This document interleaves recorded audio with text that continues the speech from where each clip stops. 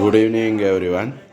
కొద్దిగా చిరాకు ఉందండి, కానీ చిరాకు ఉన్నప్పుడే కొత్త కొత్త రకాలైన వంటలు గుర్తొస్తాయి, వండుకోవాలనిపిస్తుంది. కాబట్టి చక్కగా వండుకొని మనం ఒక కొత్త రకమైన ఒక పచ్చడిని తయారు చేస్తున్నాం. మిరపకాయలు ఎండుమిర్చి అండ్ ఉల్లిపాయలతో పాటు ఒక చట్నీ ఒకటి తయారు చేస్తాను నేను. అది మనం రోటీస్తో కానీ దోశలతో కానీ లేకపోతే మంచిగా అన్నంలో కొద్దిగా నెయ్యి వేసుకొని కానీ కలుపుకొని తింటే యమ్మగా ఉంటుంది. ఇప్పుడు నేను తయారు చేసే ప్రాసెస్ నేను మీకు చెప్తాను. ఈ పచ్చడి ఇంట్లో ఉన్న ఐటమ్స్తో సింపుల్గా తయారు చేసుకోవచ్చండి. మంచి ఎండుమిర్చి కావాలి, చింతపండు కావాలి, సోంపు, ధనియాలు, జీలకర్ర, ఒక 4 ఉల్లిపాయలు, వెల్లుల్లిపాయలు అండ్ కరివేపాకు, ఇవన్నీ కావాలి. మనం ప్రాసెస్ స్టార్ట్ చేయడానికి ముందు కొద్దిగా వేడి నీరు తీసుకోవాలి.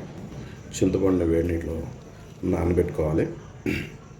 ఎండుమిర్చి చూడాలి కదా, కొద్దిగా చిన్న చిన్న ముక్కలుగా కట్ చేసుకోవాలి. కట్ చేసుకుంటే వీలైతే అందులో ఉన్న గింజలు తీసేయండి. గింజలు తీస్తే కొద్దిగా కారం తక్కువ అవుతుంది. ఇలాగా కట్ చేసుకొని తర్వాత వేడి నీటిలో నానేసుకోవాలి. ఒకటినే నేను కొన్ని గింజలు తీసాను. దీన్ని కూడాను వేడి నీటిలోటి నానబెట్టుకోవాలి. మంచిగా వేడి నీటిలోటి నానబెట్టుకోవాలి. ఈ రెండింటిని సైడ్ పెట్టుకుందామన్నా. ఈ లోపల ఏం చేయాలంటే మనం కళాయి రెడీ చేసుకోవాలి. కళాయి రెడీ చేసుకుందాము.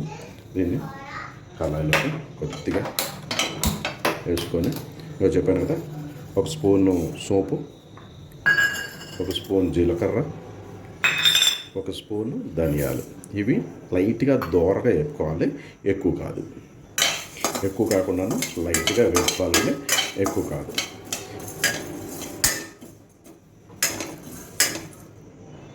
ఇలా వేపుకోవడం వల్ల దానిలో ఉన్న ఫ్లేవర్ మంచి వాసన వస్తుంది. ఆల్మోస్ట్ ఇది ఎగ్గిపోవడానికి వచ్చింది. ఉల్లిపాయలు ఉన్నాయి కదండి, ఉల్లిపాయలు ఇలాగా స్టవ్ మీద ఎక్కించుకొని దీన్ని స్టీమ్ పట్టి బాగా బాయిల్ చేసుకోవాలి. డైరెక్ట్గా వాటర్లో ఉడకకూడదు, స్టీమ్ పట్టాలి. ఇలా పెట్టుకున్నాం కదా, దీన్ని మూత పెట్టుకొని ఒక 15 మినిట్స్ పడుతుంది. వేగిపోయింది కూడా దీన్ని ఒక దీనిలో తీసుకొని కొద్దిగా చల్లబెట్టాలి. వేపుకొని చల్లార్చుకున్నాం కదండి, దీన్ని పౌడర్ చేసుకోవాలి. వెంటనే మెత్తగా పౌడర్ అయిపోయింది. ఈ పౌడర్ని ఒక గిన్నెలో తీసుకొని ఉంచుకోండి. బాగా నానబెట్టుకొని ఉంచుకున్న మిరపకాయలు ఉన్నాయి కదండి, ఈ మిరపకాయలని ఇప్పుడు మిక్సీ పట్టుకోవాలి. దీనిలోటి ఒక 5-6 తెల్లుల్లిపాయలు మంచిగా ఒలుచుకొని ఉంచుకుని తెల్లుల్లిపాయలు వేసుకోవాలి. నానబెట్టుకుని ఉంచుకుని చింతపండు ఉంది కదండి, ఆ చింతపండు కూడా దీనిలో వేసుకోవాలి. వేసుకొని మిక్సీ పట్టుకోవాలి. కరివేపాకు ఆకులు కూడాను వేసుకుంటే ఫ్లేవర్ బాగుంటుంది. అది ముద్ద రెడీ అయిందండి. నెక్స్ట్ ఏం చేయాలని చెప్తాను. కళాయిలో ఆయిల్ తీసుకోండి. ఆయిల్ క్వాంటిటీ కొద్దిగా ఎక్కువే తీసుకోండి. సో దట్ ఈ నేను చేసే ఈ పచ్చడి ఏదో ఉంటుంది అది మీకు ఫ్రిడ్జ్లో పెట్టుకుంటే ఆల్మోస్ట్ 2-3 మంత్స్ వరకు వస్తుంది. ఎప్పుడైనా సరే మనం దోశలతో కానీ రోటీతో కానీ అలా చేసుకొని కొద్దిగా తీసుకొని అలా వేసుకొని తినేస్తే సరిపోతుంది. అలా చేసుకొని ఉంచుకోండి. పిల్లలు కూడా మార్నింగ్ క్యారేజీలకి వాటికి కూడా పనికి వస్తుంది. సింపుల్గా ఆయిల్ పెట్టుకున్నాం, రెడీ చేసుకున్నాం. ఆయిల్ బాగా వేడెక్కిందండి. దీనిలో కొద్దిగా మనం జీలకర్ర వేసుకున్నాం పోపుకి. ముందు కూడా జీలకర్ర తీసుకున్నాము, శనగపప్పు, ఆవాలు అండ్ వెల్లుల్లిపాయలు, కొద్దిగా కరివేపాకు. చూడండి, ఆయిల్ కొద్దిగా ఎక్కువే తీసుకున్నాం కాబట్టి కొద్దిగా పోపు వేగిన తర్వాత మనం ఆల్రెడీ మిక్సీ పట్టుకొని ఉంచుకున్న మిరపకాయ ఇవన్నీ వేసి నానబెట్టుకొని ఉంచుకున్నాం కదా, చింతపండు వేసుకొని ఉంచుకున్నాం మిక్సర్ ఉన్నది, మిక్సీ చేసుకున్నాం కదా, దాన్ని దీనిలో వేసుకోవాలి. పోపు వేగిందండి. మనం ఈ మసాలాని, ఈ చట్నీని మనం ఇందులో వేసుకుంటాం.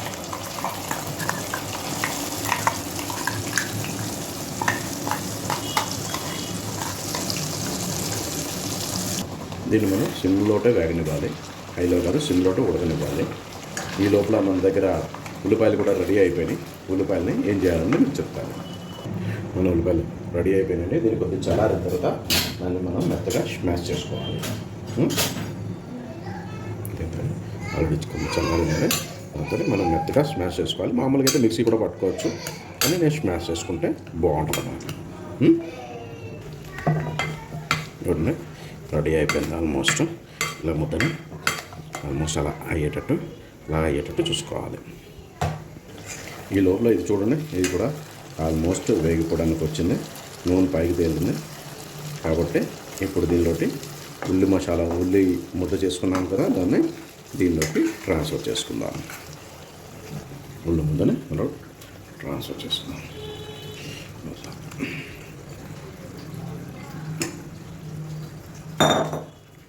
చేసుకొని దీన్ని బాగా కలుపుకోవాలి. ఇది బాగా ఏగాలండి. దీనిలో ఏంటంటే ఇప్పుడు ఉప్పు వేసుకుందాం. ఉప్పు అనేది మీ రుచికి అనుగుణంగా వేసుకోండి. నేను ఒక 3 స్పూన్లు వేసుకుంటాను. నేను తీసుకునే క్వాంటిటీకి ఒక 3 స్పూన్స్ పడుతుంది. కొద్దిగా ఉప్పు అయినా పర్లేదండి. దీన్ని ఏంటంటే మనం ఎప్పుడైనా సరే చట్నీ ఎప్పుడైనా తినాలి అనుకున్నప్పుడు కొద్దిగా అప్పుడు మళ్ళీ కొద్దిగా ఉప్పు ఎక్కువైంది అనుకోండి, దానిలో కొద్దిగా వాటర్ వేసుకొని కొద్దిగా మనం ఇచ్చేసుకొని పల్చని చట్నీలా కూడా చేసుకోవచ్చు. ఇంకా అసలైన ఇంగ్రీడియంట్ ఉండిపోయిందండి. మనం ఇంకేయలేదు, దాన్ని చేసుకున్న మసాలా ఉంది కదా, ఇది కొద్దిగా ఉడికిన తర్వాత ఇంకా దింపడానికి ఒక 2-3 మినిట్స్ ముందు ఆ పౌడర్ని మనం వేసుకోవాలి. నూనె బాగా తేలాలండి. నూనె బయటకు వచ్చేస్తుంది. పూర్తిగా అయిన తర్వాత నూనె వస్తుంది. అంతవరకు దాన్ని మనం జాగ్రత్తగా కలుపుతూ ఉండాలి. సో దట్ మీకు కింద అడుగంటి మళ్ళీ ఆ వాసన రాదు. ఇది నిల్వ ఉండే పచ్చడి కాబట్టి మనం జాగ్రత్తగా కలుపుకొని ఉంచుకోవాలి.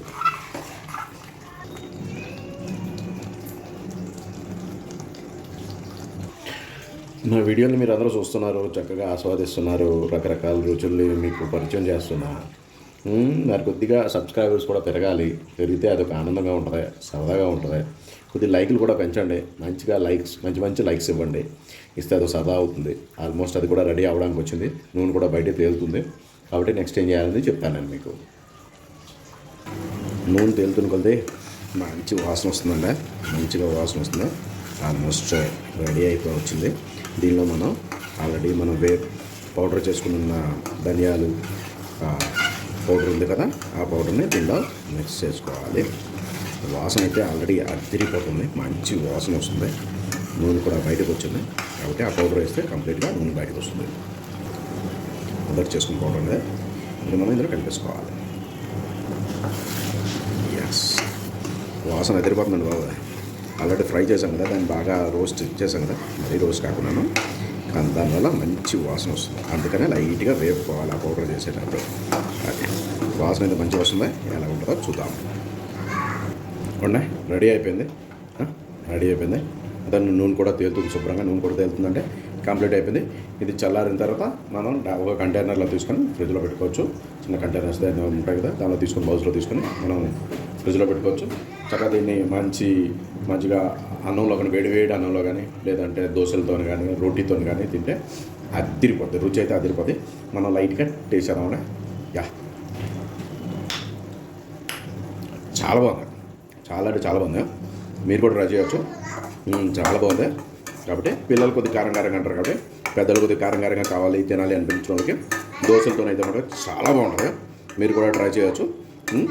అయిపోయింది, రెడీ అయిపోయింది మన చట్నీ. మీరు కూడా ట్రై చేయండి.